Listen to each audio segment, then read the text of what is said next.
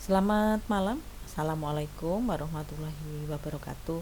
Selamat bertemu kembali di kuliah online ya. Pada hari ini Jumat tanggal 24 Juli ya, tahun 2020. Kita masuk lagi di mata kuliah statistik, di mana untuk malam hari ini saya menambahkan sedikit materi baru ya tentang ukuran letak data. Kalau minggu lalu sudah saya terangkan tentang ukuran pemusatan data. Untuk malam ini saya menambah sedikit tentang letak data. Untuk ujian tengah semester nanti bahannya saya berikan ukuran pemusatan atau sampai letak data yang kuartil ya, jadi bisa dipelajari, dipahami, dicoba, dihitung-hitung dalam bentuk ukuran pemusatan dan letak datanya. Nanti silakan untuk masuk ke siakat untuk absensi di minggu ini. Jadi minggu besok libur ya, libur minggu tenang. Libur minggu tenang itu untuk mempelajari materi dan juga mencoba-coba dari rumus-rumus yang ada, yaitu dari distribusi frekuensi dan lain sebagainya sampai materi hari ini ya. Nah, kemudian untuk ujiannya nanti adalah ujian tertulis dan juga ujiannya checkpoint ya, gampang ya, tinggal milih saja A, B, C, D. Untuk minggu lalu sudah saya terangkan tentang ukuran pemusatan ya, dimana untuk ukuran pemusatan kita pelajari dari min, yaitu untuk rata-ratanya, kemudian ada median dan juga ada modus.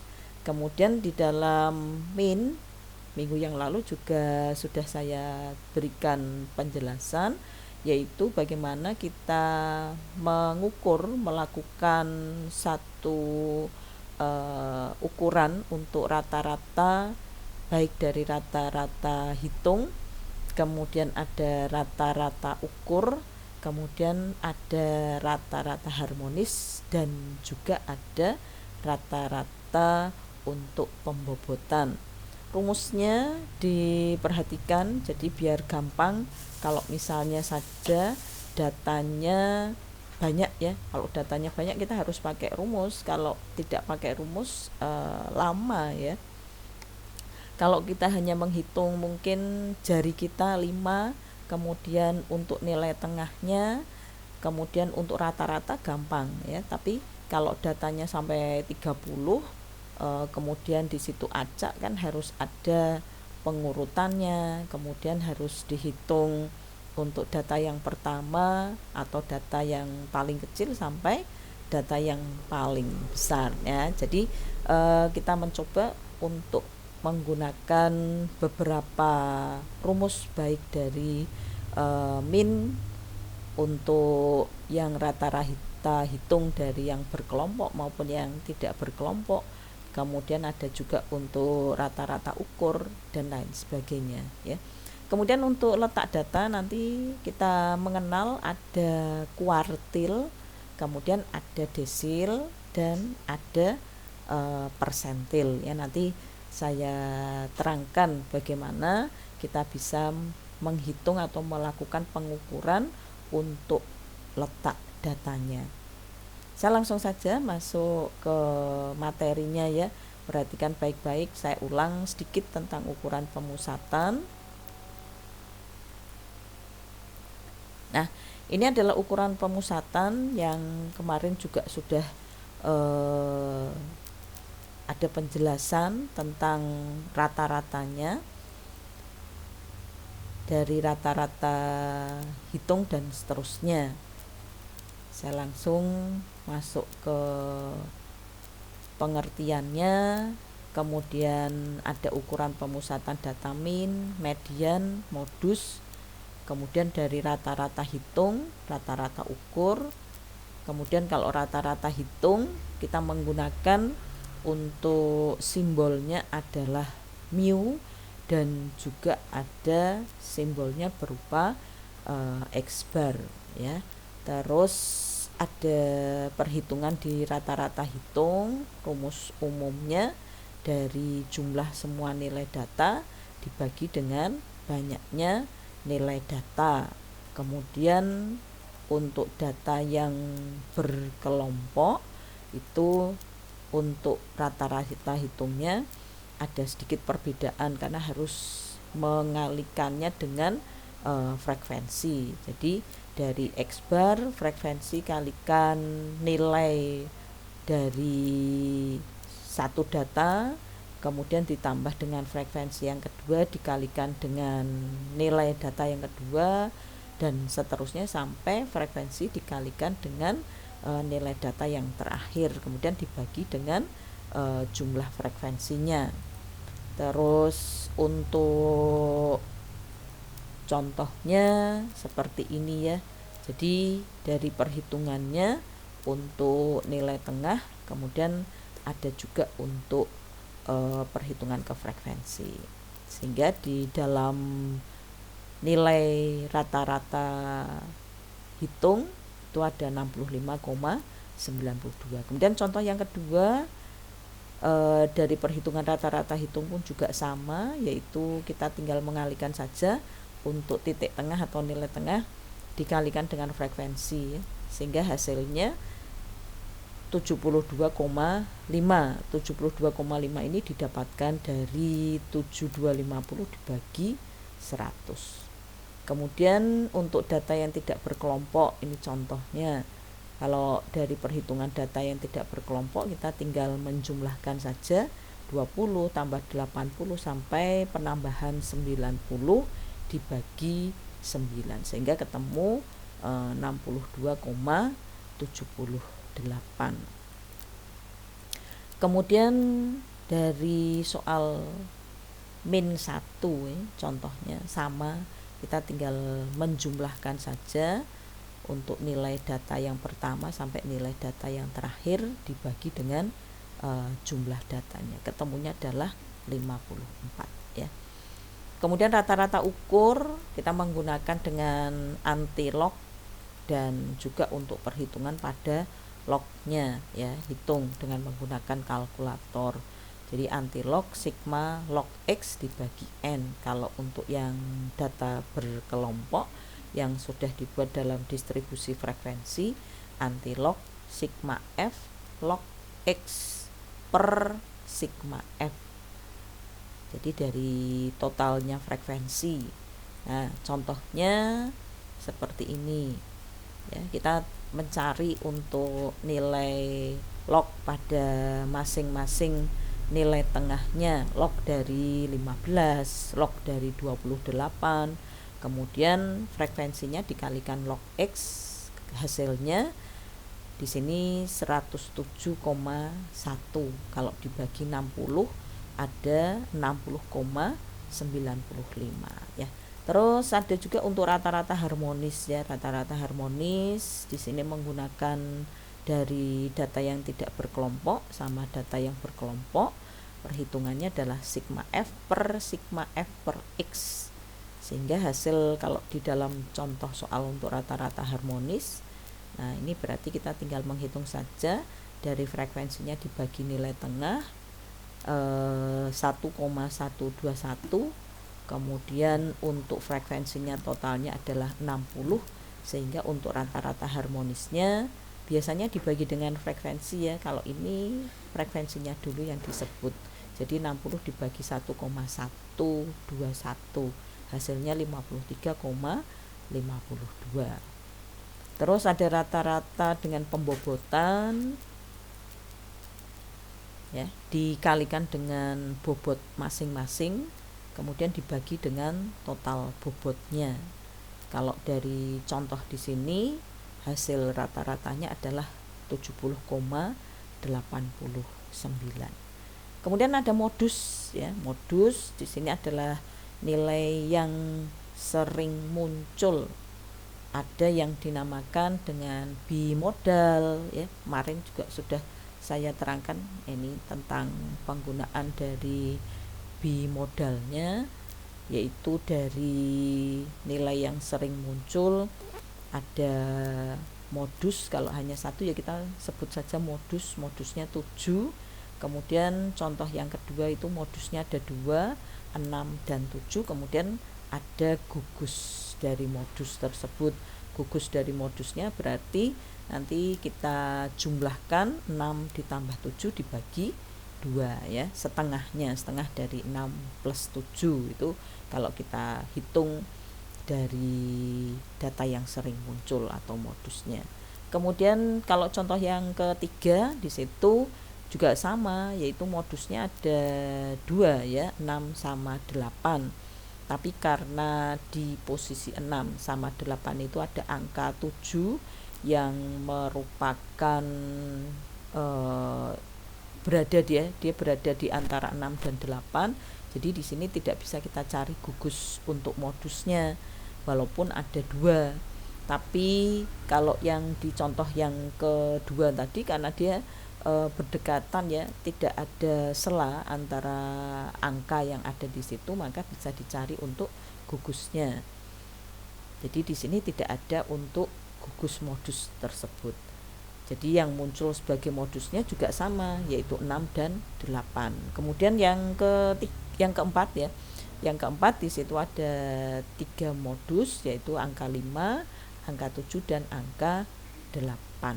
Kita sebutnya sebagai bentuk untuk multimodal ya. Kalau tadi bimodal, kemudian ada juga untuk multimodal. Ini kalau kita sudah menyebutnya lebih dari 2 ya. Terus modus untuk data yang berkelompok. Modus untuk data yang berkelompok dari tepi bawah kelas median, kemudian selisih dari frekuensi kelas modusnya dengan frekuensi sebelum kelas modus, kemudian selisih frekuensi kelas modus dengan frekuensi setelah kelas modus, kemudian panjang kelas intervalnya. Kalau kita tampilkan di dalam contoh untuk menghitung modus, nah ini ada perhitungan bahwa untuk data yang sering muncul itu adalah pada frekuensi yang terbesar. Frekuensi yang terbesar itu di interval 74 dan 86 ya, 74 sampai 86. Ini merupakan kelas intervalnya ya, maksudnya kelas dari modusnya tadi, karena untuk data yang sering muncul kita lihat pada frekuensi yang terbesar adalah 23. Kalau misalnya nanti frekuensi 23 ini ada 2 yang dicari, berarti modusnya ada 2 ya. Misalnya 23-nya nanti ada di sini, berarti dicari lagi 1 untuk modus yang di bawah, kemudian satunya lagi modus yang di atas ya. Jadi di sini muncul 73,5, kemudian 73,5 ini merupakan posisi dari tepi bawah dari interval di sini ya. 74 itu untuk tepi bawahnya kan 73,5 ya, 73,5 kita kurangi dengan setengah.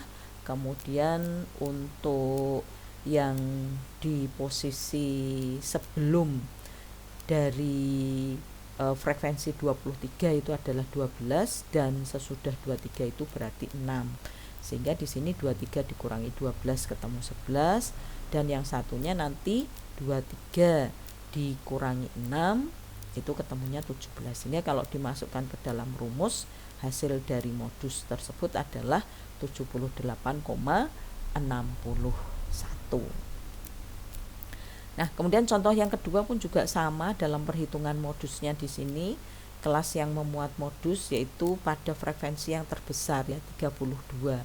Frekuensi yang terbesar ini 32, sehingga nanti kita lihat di tepinya 69,5. Kalau ini kan batas ya, batas bawah, ini batas atas.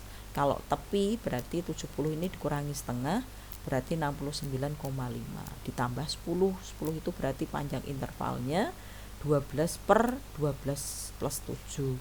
12 itu dari mana? Yaitu dari 32 dikurangi 20, dan 7-nya ini 32 dikurangi 25. Sehingga hasil dari modusnya adalah 75,82. Kemudian contoh yang lain, kalau untuk modus tidak yang berkelompok, ini harus diurutkan dulu ya, karena nanti akan ditemukan untuk modus dari angka-angka yang sering muncul berapa. Kalau kita lihat di sini 60-nya ada 2. Kalau tidak diurutkan sulit ya, karena di dalam datanya itu masih acak. Kalau diurutkan kan nanti 60 berkumpul, sehingga 60 yang ada 2 kali muncul dimasukkan sebagai nilai modus. Kalau di sini contoh yang kedua tidak ada modusnya ya, semuanya 1. Terus contoh penerapan modusnya dari pihak kepolisian ya, ini yang muncul dia berada di mana setiap tanggalnya. Ini bisa dikatakan sebagai penerapan modus juga.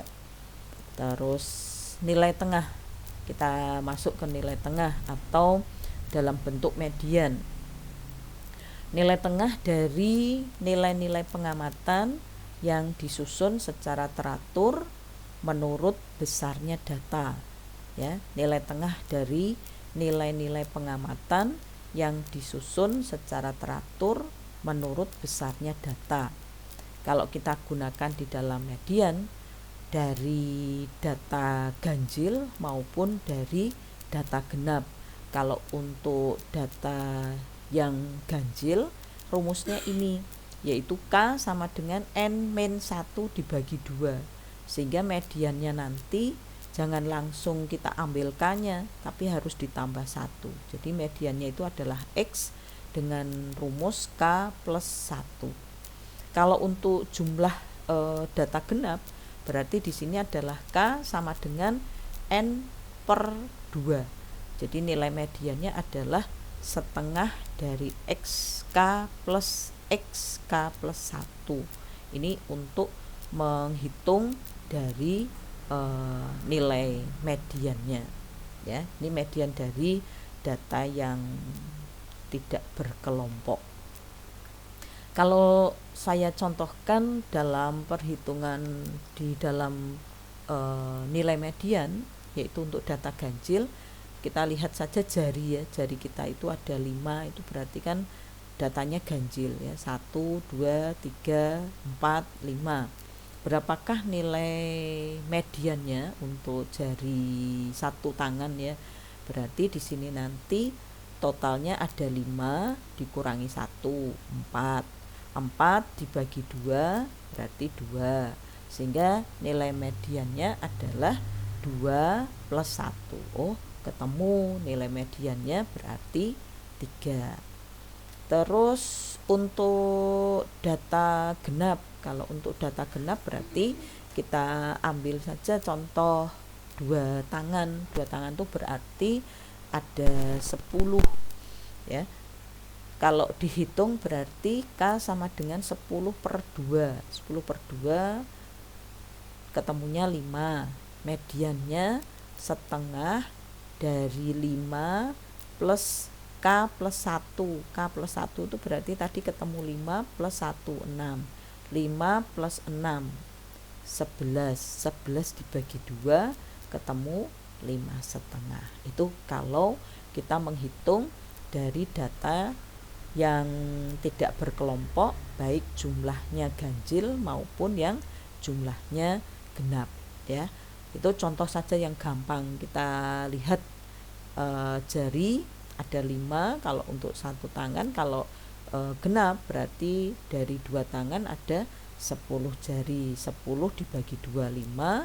Mediannya berarti setengahnya dari 5 plus 6. 6 nya dari mana?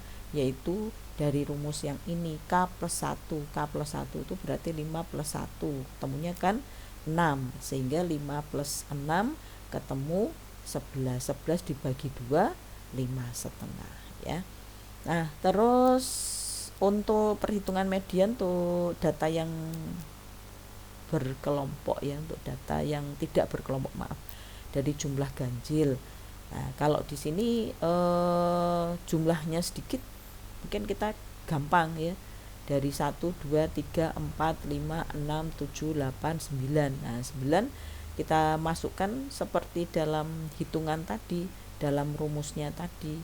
Di sini ada data yang ke-9 atau jumlahnya ada 9 data. Berarti kalau dimasukkan ke dalam rumus, dari 9 min 1 ya, dibagi 2.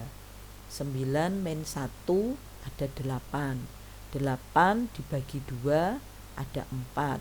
4 ditambah 1 berarti 5. Kita hitung 1, 2, 3, 4, 5. Oh, berarti nilai mediannya adalah 60. Itu kalau kita menghitung dari data untuk yang ganjil ya. Jadi saya ulangi, di sini ada 9 data, 1, 2, 3, 4, 5, 6, 7, 8, 9. 9 data kalau kita masukkan di rumus tadi, saya back lagi, 9 dikurangi 1, 8. 8 dibagi 2 ketemunya 4. 4 ditambah 1 berarti 5.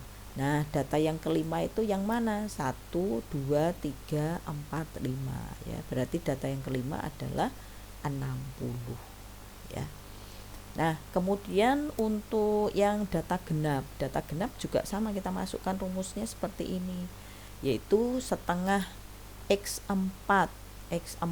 Data yang keempat 1, 2, 3, 4 berarti 60, ditambah dengan data yang kelima 1, 2, 3, 4, 5 berarti di sini adalah 75. 75 ditambah dibagi 2 sehingga nanti ketemunya adalah 67,5 ya. Dari rumusnya perhatikan menghitung untuk nilai mediannya ya. Terus untuk data yang berkelompok, berarti di sini nanti rumus median dari data yang berkelompok dihitung dari tepi bawah kelas median, tepi bawah ya. Jadi TB itu untuk tepi bawah seperti halnya di modus tadi. Kemudian kalau di sini ada setengahnya dari total data ya, dibagi 2. Kemudian min FK. FK itu berarti jumlah frekuensi sebelum kelas median. Jumlah frekuensi sebelum kelas median dibagi dengan frekuensi kelas mediannya. Frekuensi. Kalau ini FK itu berarti jumlahnya, jumlah frekuensi sebelum kelas median, kemudian dibagi dengan frekuensi kelas median, kemudian panjang intervalnya ya. Rumusnya ini di dalam mediannya yaitu dari TB plus setengah N min FK dibagi FI. Jadi dari setengah N dikurangi FK dibagi FI. Setengahnya dari jumlah data, misalnya jumlah datanya ada 50, berarti 50 dibagi 2, 25. Min FK, FK itu total jumlah frekuensi sebelum kelas median berapa, kemudian dibagi dengan FI-nya. FI-nya itu berarti frekuensi dari kelas mediannya, kemudian dikalikan dengan panjang interval ya. Ini yang bisa kita lakukan di dalam penggunaan untuk mediannya. Nah, sekarang kita lihat dari contoh median ya untuk data yang berkelompok. Kalau untuk data yang berkelompok berarti di sini nanti kelas yang memuat median itu sama dengan kelas yang memuat modus. Jadi dari frekuensi yang terbesar.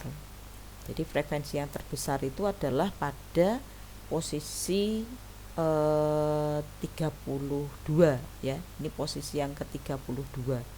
32 jumlah datanya ada 100. Jumlah data 100. Berarti kalau jumlah datanya 100 dibagi 2 ketemunya 50 ya. 100 dibagi 2 ketemunya 50.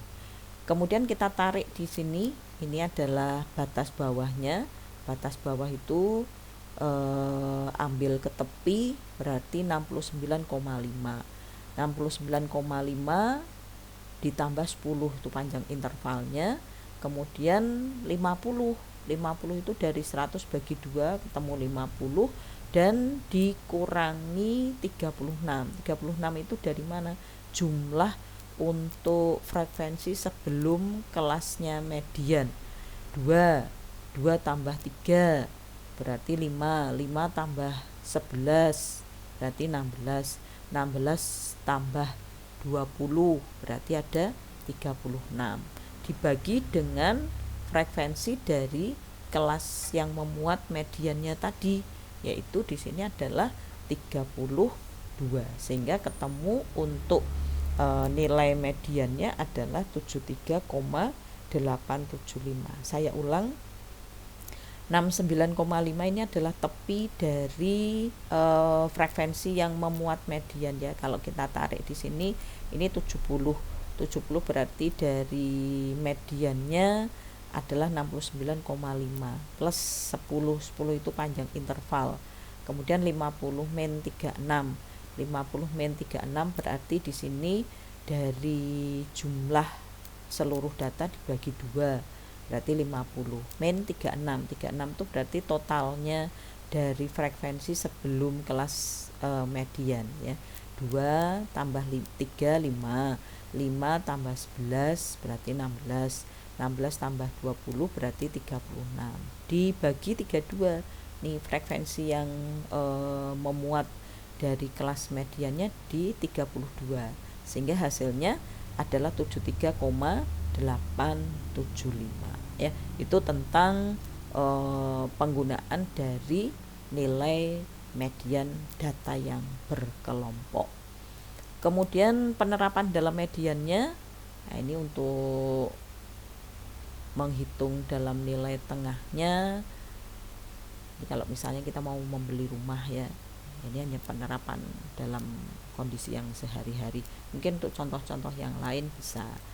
Nah, kemudian hubungan antara min, median, dan modus. Apakah ada hubungan dari ukuran pemusatan ketiga tadi? Ada ya. Nanti di dalam statistik pada saat kita menyajikan ke grafik dalam bentuk histogram dengan kurvanya, ini harus melihat pada hubungan ketiganya, yaitu min, median, dan modus. Kalau untuk ini X bar ya, ini ya, X bar itu rata-rata, nilainya sama dengan median, sama dengan modus, artinya bentuk dari grafik histogram plus kurvanya itu dalam keadaan simetris. Tapi ya ini rumusnya ya, X bar sama dengan ME sama dengan MO. ME itu median, MO itu modus. Nilainya sama, misalnya mediannya ketemunya 5, mediannya juga ketemunya 5, modusnya juga ketemunya 5. Nah, itu berarti sama. Maka kurva yang ada di grafik histogram itu nanti bentuknya simetris, tidak terlalu runcing dan tidak miring ya. Jadi posisinya berada di tengah-tengah dan ketinggiannya standar, istilahnya ketinggiannya itu adalah bentuknya normal. Tapi beda kalau X barnya ini lebih besar, nilai X barnya rata-ratanya lebih besar dari median, kemudian mediannya ini lebih besar dari modus, maka letak dari min ini di sebelah kanan kurva, sehingga akan miring ya, miring di sebelah kanan, sehingga bentuk di dalam kurvanya pun juga tidak simetris, maka posisinya nanti miring ke kanan.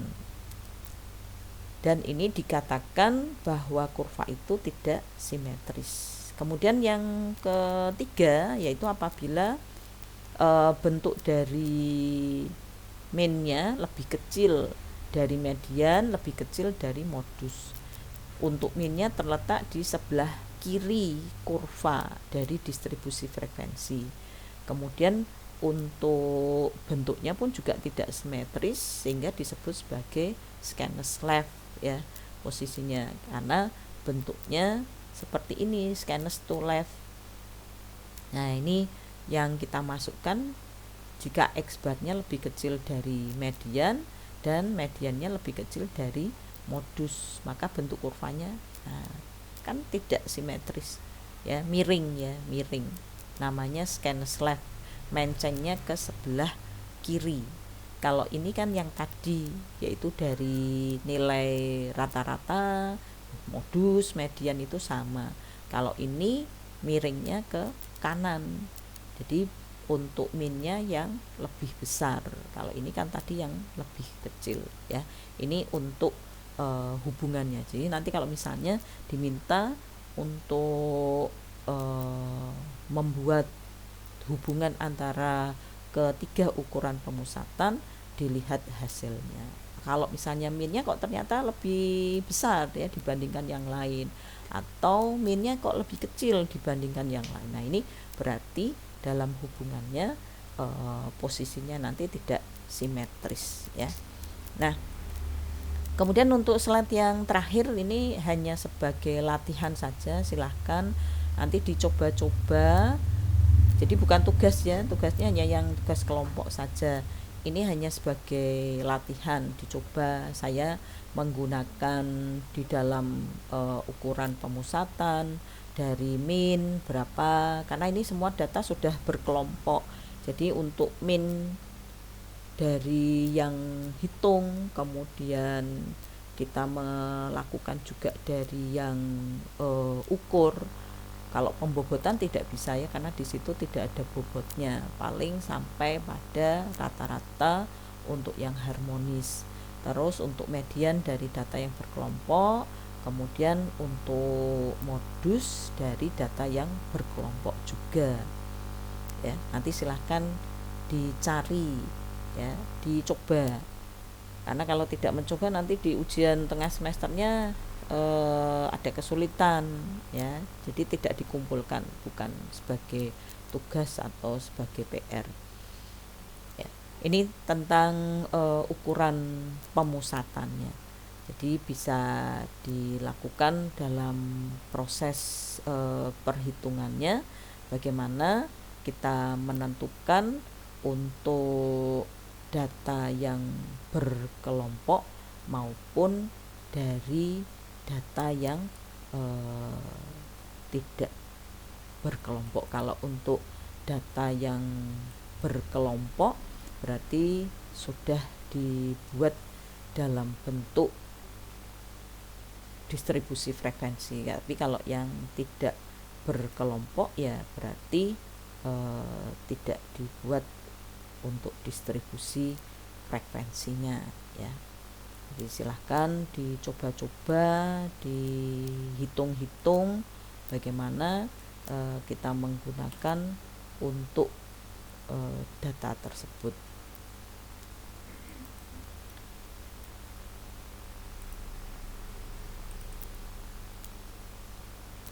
Nanti silahkan kalau ada pertanyaan tentang data tersebut, nanti saya kopikan untuk materinya. Nah, sekarang di sini saya menambahkan sedikit tentang ukuran letak data ya, sedikit tentang ukuran letak data. Jadi hanya sebagai ya kita mengenal ya, di mana untuk ukuran letak data di sini berbeda dengan ukuran pemusatannya. Kalau untuk ukuran letak data itu nanti ada kuartil, ada desil, dan ada persentilnya ya. Apa yang kalian ketahui tentang ukuran letak data ya? Kalau tadi kan di dalam ukuran pemusatan ya, kalau ukuran pemusatan sudah tahu ada min dan seterusnya itu. Kalau untuk ukuran letak data merupakan ukuran untuk melihat di mana letak salah satu data dari sekumpulan sekian banyaknya data yang ada.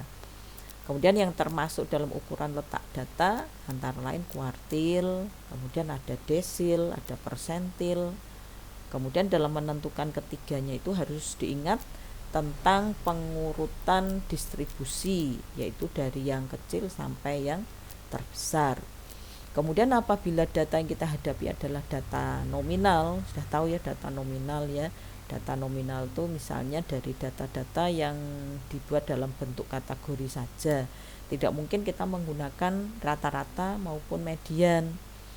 Kemudian untuk data nominal hanya modus yang dapat diterapkan.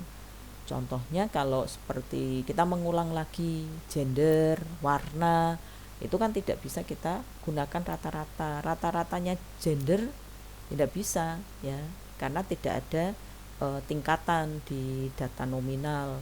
Tapi kalau penetapannya di data ordinal, kita bisa menggunakan modus, kemudian median, kuartil, desil, dan persentil ya. Untuk data ordinal itu berarti kita menggunakan untuk tingkatan, misalnya suka, tidak suka ya. Kemudian kalau data interval dan rasio itu semua ukuran bisa, dari rata-rata ya bisa, karena di situ kan ada angka-angkanya, misalnya sangat setuju poinnya berapa, 4. Nah, itu bisa kita cari rata-ratanya berapa, modusnya berapa, kemudian letak dari desilnya berapa. Nah, ini semuanya bisa kita gunakan ya. Kemudian kita lihat bentuk yang pertama, kuartil. Maksudnya kuartil itu seperti apa ya. Kalau untuk ukuran letak, mengapa di situ ada ukuran letak sih ya? Kalau di ukuran pemusatan mungkin kita tahu, mungkin kita juga sering menghitung seperti itu, rata-ratanya berapa. Nah, mesti akan bertanya, sering yang kita gunakan sehari-hari yaitu bentuk rata-rata. Tapi kalau untuk ukuran letak, apa yang namanya kuartil, apa yang namanya desil ya. Contoh saja yang paling gampang, kita punya penggaris, penggarisnya itu 50 cm.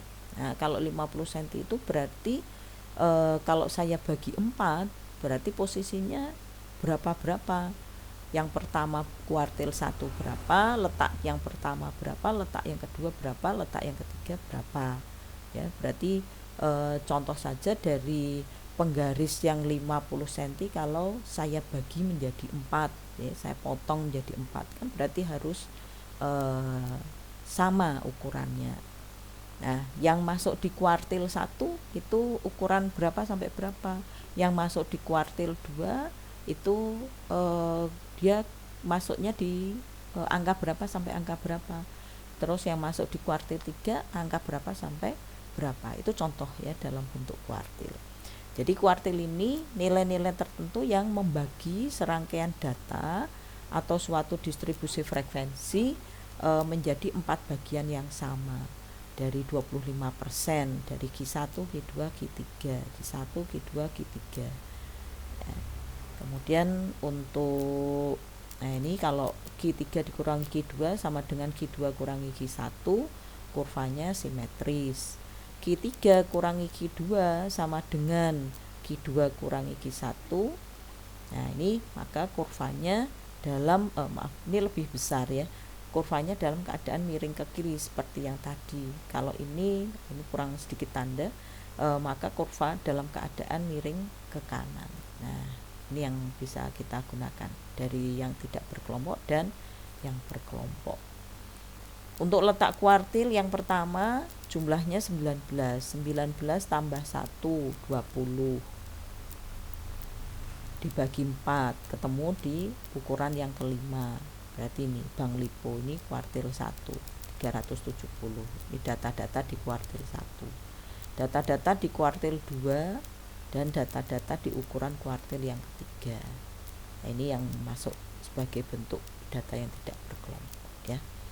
Kemudian ini nanti juga sama dari data yang berkelompok maupun yang tidak berkelompok. Yang ini sedikit tentang ukuran letak. Tapi untuk materi di